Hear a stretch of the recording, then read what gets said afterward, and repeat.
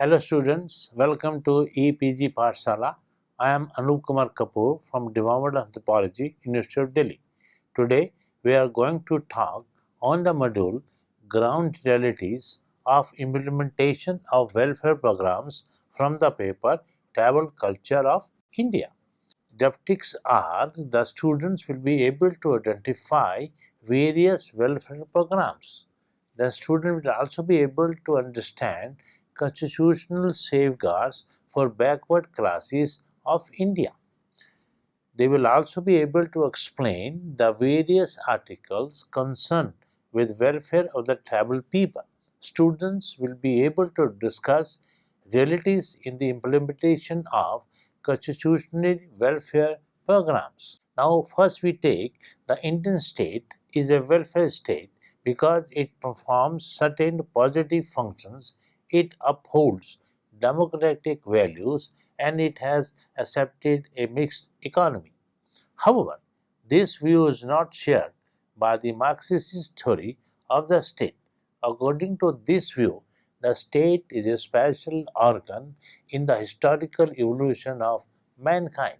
It is born from the division of society into classes and would wither away with the disappearing of the classes. The state is an instrument in the hands of the hives and they use it for maintaining their dominance, and the state would not exist if the class domination disappeared.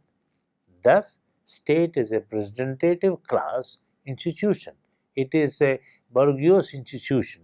Alternative to this oppressive bourgeois state is the proletarian state. The Indian state has stood the test of democratic and welfare states in terms of the institutions, namely constitution, 5-year plans, policies and programs for the welfare of the weaker sections. Section 31 of the Indian Constitution states that the state shall, in particular, direct its policy towards securing that the citizens, men and women, equally have the right to an adequate means of livelihood, that the ownership and control of the maternal resources of the community are to be distributed as best to serve service to the common good, that the operation of the economic system does not result in the concentration of wealth and means of production to the common detriment, that there is an equal pay for equal work for both men and women, that the strength and health of the workers, men and women, and the tender age of children are not abused, and that citizens are not forced by economic necessity to enter a vocation unsuited to their age and strength, and that childhood and youth are protected against exploitation and against moral and material abandonment. In pursuance of these objectives, the state initiated the welfare programs, schemes, policies for achieving minimum standards of health, economic security, and civilized living, and thus promoting the welfare of the people. Welfare programs for tribal development. Under this category comes the first integrated rural development programs referred as IRDP. This program was started in 78-79 aiming to help financially to those poor families who were living under poverty line. This program, besides tribals, includes small and marginal farmers, rural craftsmen, and scheduled caste. It aimed at increasing income, employment, and investing money in cottage and village industries. Firstly, this program was implemented in 2,300 blocks of the country, but in 1980 it was implemented in all the blocks of the country. In the sixth plan, rupees 4,500 crores was aimed for expenditure. In this plan, target was helping 150 lakhs of families, but 165.5 lakhs of families were benefited, which was more than the target. 1984 and 85, 16.5 lakhs of SC and ST, that is rural tribe, were benefited and 1650.25 crore was spent. In the ninth plan, instead of families, a cluster of families have been targeted for benefit. On the block level, it is implemented by the District Rural Development Agency, known as DRDA. In its implementation, there are many organization and administration drawbacks which are being reduced. The second is National Rural Employment Program, known as NREP. This program started in 1980 in the form of central government planning. Its expenditure between center and state is based on ratio of 50-50. Its main objective is to generate employment to weaker section of the society. This program aims at creating productive employment opportunities, creation of permanent community assets, and improving nutrition status of rural poor families. This program is for rural tribes. The minimum wages are given partially in cash and partially in the form of grain. In the sixth plan, rupees 1,819 crore was spent. Third is National Rural Landless Employment Guaranteed Program, referred as NRLEGP. This program was started in 83-84. It aimed at generating employment at least one person to the landless rural families and strengthening rural infrastructure for period development of the economy. In sixth plan, it aimed at expanding rupees 600 crores. The tribals have been benefited under this program, but now NREP and NRLEGP have been included in Johar Rozgar Yojana started in 1989. Fourth is training rural youth for some self-employment, that is known as TRISEM.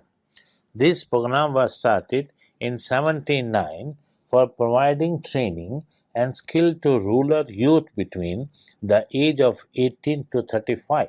Under this program, those families are selected whose annual income is up to rupees 3,500. Every year, in a block of 40 youth are helped and trained.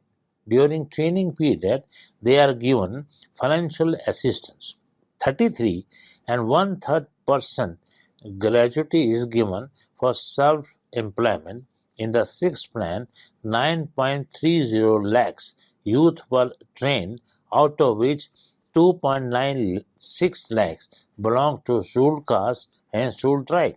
This program is directed to those areas where substantial semi-unemployment exists. This program is providing quite satisfactory. Then fifth is large-scale agricultural multi-purpose societies, referred as LAMPS, LAMPS. These societies were set up in sixth plan for providing financial help to the tribals to eliminate the middlemen and moneylenders. These societies give economic benefit directly to tribal population. Promotion of tribal crafts and family-based programs for helping these groups are formulated and then implemented. The special central assistance in seventh plan was rupees 756 crores. These society helped tribals in selling their forest produce, crafts, and agriculture things. Due to these societies in tribal areas, The traders and money lenders are unable to exploit them to a great extent. Then constitutional safeguards as welfare programs for backward classes in India. The term backward classes under scheduled tribes, scheduled caste, and denotified tribes and other backward classes known as OBCs. These classes of Indian population have labored under different and distinct disadvantages in the Indian social system. They have suffered from social and economic disabilities and have come to be known as backward class. The scheduled caste and scheduled tribes are identified as a result of different lists revised and issued under the Scheduled Caste and Scheduled Tribe List Modification Order 1956, whereas the denotified tribes are defined under the Criminal Tribes Act 1924. It has been fully realized that special arrangements would have to be made for them in order to bring them to a position of equality with other citizens. The Constitution of India therefore provides protection and safeguards for scheduled caste, scheduled tribes, and OBCs either specifically or by way of promoting general rights of citizens with an objective of promoting their educational and economic interest and of removing certain special disparities they were subject to. The various special welfare provisions made in the Constitution of India with regard to tribal development are known as constitutional safeguards. These safeguards may be classified into three broad types: protective safeguards, political safeguards, and development safeguards.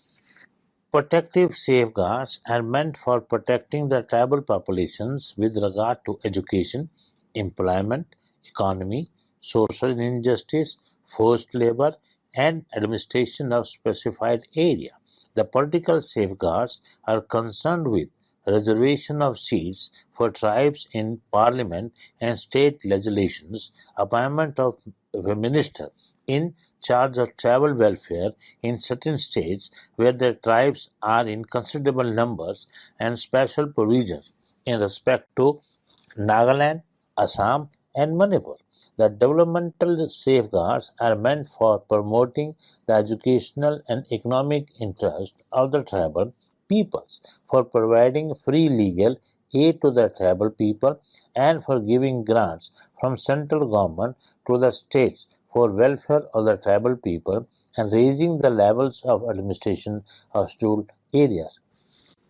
The next point comes articles concerned with welfare of the tribal people and their implementation. In the Constitution of India, welfare programs for promoting and safeguarding the interests of tribal life are written by means of specific articles. The first is Article 15 oblique 4 and 29 are concerned with educational welfare. Article 15 is under the chapter of fundamental rights. It assures all citizens of India that no discrimination will be permitted on grounds of religion, race, caste, sex, or place of birth. It specifies that no citizen shall, on these grounds or any of them, will be subject to any disability, liability, restriction, or condition with regard to: first, access to shops, public restaurants, hotels, and places of public entertainment; or the second, the use of wells, tanks, bathing ghats, roads, and places of public resort maintained wholly or partly out of state funds dedicated to the use of general public. This article acquired significance because the tribal people have been in the past discriminating against on grounds of religion, race, and place of birth. Article 15, Clause 4 empowers the state to make any special provision for the advancement of any socially and educationally backward classes of citizens or for scheduled castes and the scheduled tribes.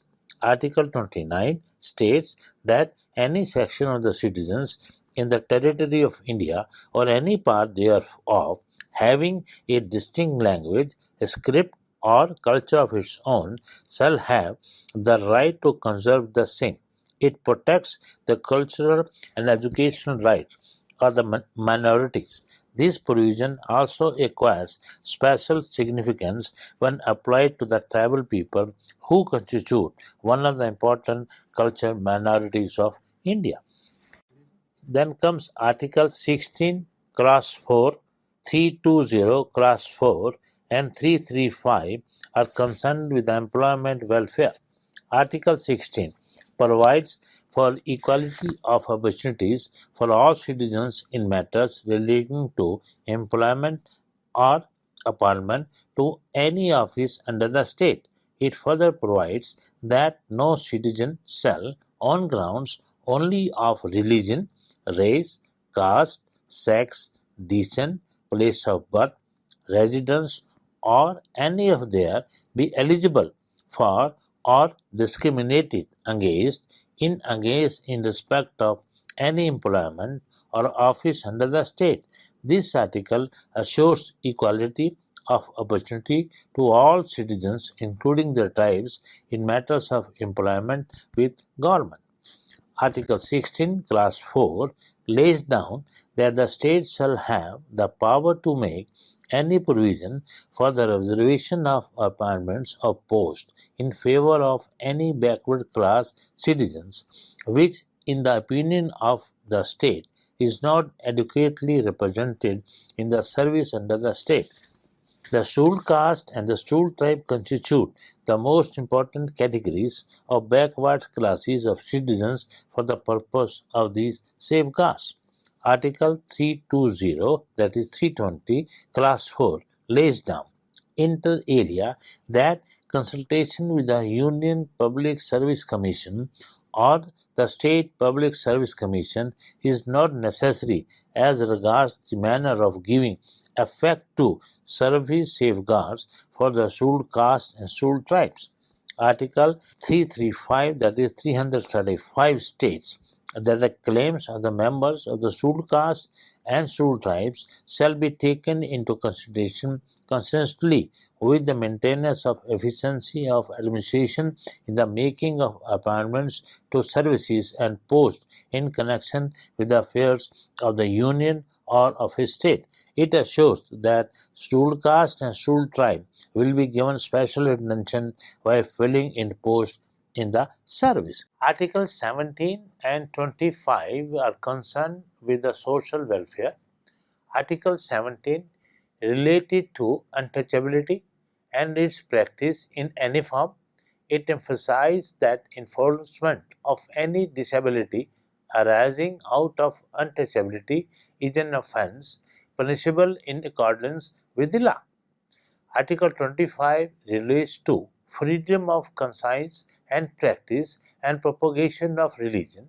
However, it says the state has the power to enforce any existing law or make any law providing for of Hindu religious institution of a public character to all classes and sections of Hindus. Thus, this lecture will give the right to freedom of religion to all, including the tribal people of India.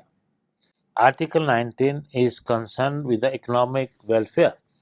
Article 19 protects certain rights of all citizens of the country. Clause 1 of this article grants freedom of speech, expression, residence, acquisition, and disposal of property, practice of a profession, free association, and free movement.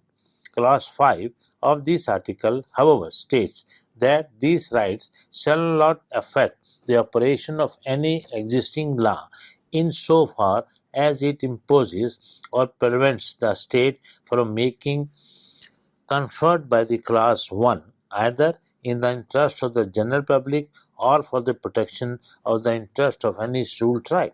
This provision prevents the lands of a tribal from passing into the hands of a non-tribal in the ruled areas and also exercises control over operation of money lenders in those areas. Then comes Article 23 is concerned with the abolition of forced labor. Article 23 prohibits traffic in human beings and forced labor, and any contravention of this provision is an offense punishable in accordance with the law.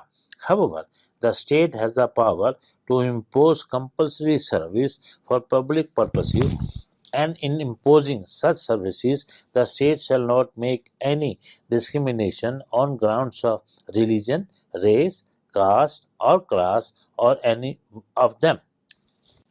Article 46 is concerned with the protection from social injustice and all forms of exploitation. Article 46 lays down that the state shall promote with special care the educational and economic interest of the weaker section of the people, and in particular the scheduled castes and the scheduled tribes, and shall protect them from social injustice and all form of exploitation. Then comes Article 244 and 339, that is 339, are concerned with the administration of ruled and tribal areas. Article 244 states that the provisions of 5th schedule shall apply to the administration and control of the scheduled areas and scheduled tribes in any state other than Assam, while the provisions of the 6th schedule shall apply to the administration of tribal areas in the state of Assam. Article 339 states control of the Union over the administration of scheduled areas and the welfare of the scheduled tribes. Relevance of the 5th and the 6th schedule of the Constitution and the implementation. Article 342 of the Indian Constitution reads: the first, the President may, with respect to any state or union territory, and where it is a state, after consultation with the governor thereof, by public notification, specify the tribes or tribal communities or parts of or groups within tribes or tribal communities which shall for the purpose of this constitution be deemed to be scheduled tribes in relation to that state or union territory as the case may be. Second, Parliament may by law include or exclude from the list of scheduled tribes specified in a notification issued under the said clause shall not be varied by any subsequent notification.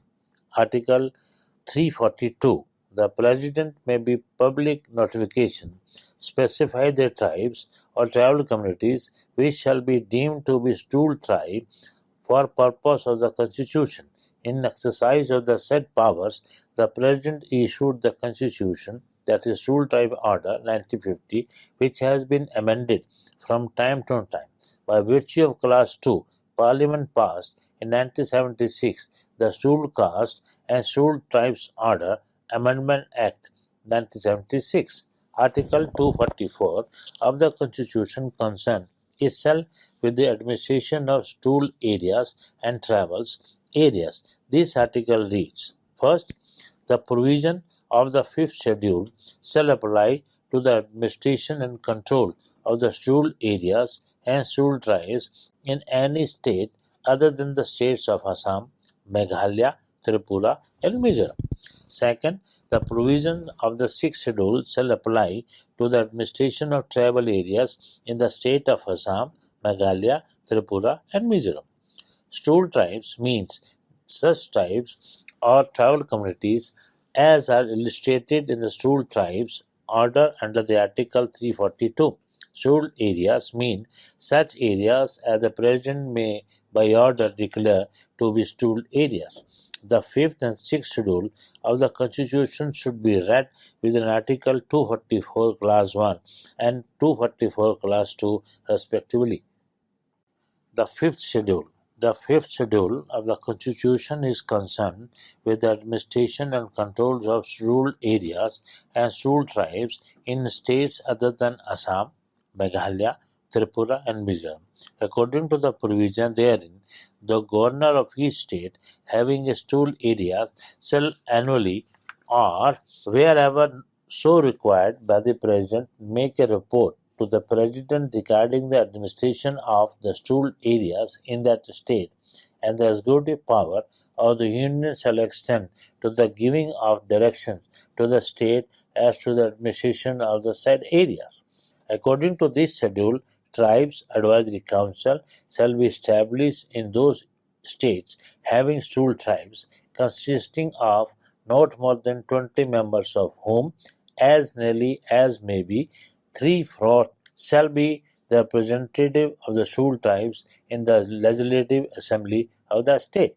It is the duty of the Tribes Advisory Council to advise on matters pertaining to the welfare and advancement of the stool tribes in the state as may be referred to them by the governor.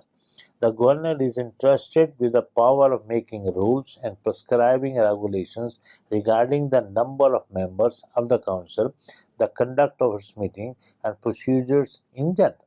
Thus, fifth schedule provides an effective mechanism to accommodate the tribal interests and points of view regarding the direction they choose for development and also for redressing their grievances. It also entrusts the governor with the power to direct that any act made by the parliament or legislation of the state not to apply to the stool area or part thereof in the state. Thus, fifth schedule ensures a greater flexibility when the laws are implemented in the tribal areas owing to their level of development, relative isolation, and socio-cultural background. The sixth schedule of the Constitution relates to the provisions as to the administration of tribal areas in the states of Assam, Meghalaya, Tripura, and Mizoram. Sixth schedule of the Constitution provides for the mechanism of decentralized power and administrative structure for effective administration of tribal areas. It provides for autonomous district councils and autonomous regional councils constituted by the regulations of the governor. The sixth schedule gives power to the district and regional councils to make laws pertaining to first, the allotment, occupation, or use, or the setting apart of land other than any land which is reserved forest for the purpose of agriculture or grazing, or for residential or other non agricultural purposes, or for any other purposes likely to promote the interest of the inhabitants of any village or town. The second, the management of forest not being reserved forest. Third, the use of any canal or water course for the purpose of agriculture. Fourth, the regulation of the practice of jhum or any other forms of shifting cultivation. Fifth, the establishment of village or town communities or councils and their powers. Sixth, any other matter relating to village or town administration, including village or town police and public health and sanitation. 7. The appointment of or succession of chiefs or headmen. 8. Inheritance of property. Ninth, marriage and divorce. And finally, 10th is the social customs. Thus, Constitution has realized the importance of acknowledge the socio-economic and cultural background of these very isolated and primitive tribes and has provided for an element of flexibility and decentralization regarding any laws applicable to and affecting their institutions. The implementation, that is Article 244 and 244 Clause A under Part 10 of the Constitution provide for administration of rural areas and tribal areas. Under the Constitution, the terms rural areas and tribal areas have definite connotations. The rural areas are governed by the provisions contained in the fifth schedule. These may also be called the fifth schedule areas. The tribal areas are governed by the provision of sixth schedule. Realities in the implementation of constitutional welfare programs. The Constitution envisages a comprehensive and well-designed scheme of action for tribal protection and development. The governor of a state having scheduled areas has been given regulation making power for development of scheduled tribes and good administration of scheduled areas in consultation with the Tribal Advisory Council. Tribal Advisory Council is required to keep the President informed of the tribal situation in the state by submitting annual report. In order to protect the tribal interests, the governor has been given power to exclude the application of any law or part thereof made by the parliament or the state legislation. These vast powers vested in the governor by the fifth schedule are limited by Article 163, which says that the governor will be aided and advised by the Council of Ministers in the exercise of his powers. According to judicial opinion, the governor is bound by the advice of the Council of Ministers in the exercise of powers granted to him under the fifth schedule. Thus, it is the responsibility of the state government to make effective use of the provisions in the fifth schedule. The Union Executive has been vested with the vast powers of giving directions under Para 3 of the fifth schedule and Article 339 Class 2 for preparation and execution of schemes of tribal development and for good administration of scheduled areas. Financial provision has also been made under first provision to Article 275 Clause 1 to meet the cost of such schemes out of the Consolidated Fund of India. So far, no directive has been issued by the Union government to any of the state governments. The Union government's persuasive approach with the state governments regarding the measures to be taken for the protection and the development of the tribals has not been very effective. The provisions contained in the fifth schedule have virtually remained non-operational. Land continues to pass out of the tribes to non-tribes. Money lenders continue to exploit them by charging exorbitant rates of interest. Prescribed minimum wages are yet to be enforced in tribal areas. Conditions of migrant tribal labor, particularly women, continues to be vulnerable. The special central assistance is released to the state government in a ritual way without any area specific or people specific scheme. In fact, it is critical gap filler in the planned efforts of the state government and should be utilized for schemes which are undertaken by the state government with the prior approval of the union government. The tribal subplan strategy, launched in 17 states and two union territories since the fifth five-year plan as a new package deal for integrated development of tribal areas with specific focus on development of tribal communities, has not been success because of lack of orientation of the administration machinery. The economic assistance given to family-oriented program is inadequate to lift a family above poverty line. No scientific data has been collected about the extent of impact of the programs. In recruitment of services and posts under the Government of India and the states, the scheduled tribes are still underrepresented. Their representation in central government posts and service is below 2% in Group A and B and below 5% in Group C and D, as against 7.5% prescribed for each of these categories. In the wake of development process, there has been heavy influx of outsiders in the tribal areas who have not only grabbed most of the resulting job opportunities but also settled down in those areas and have increased pressure among others on the land resources.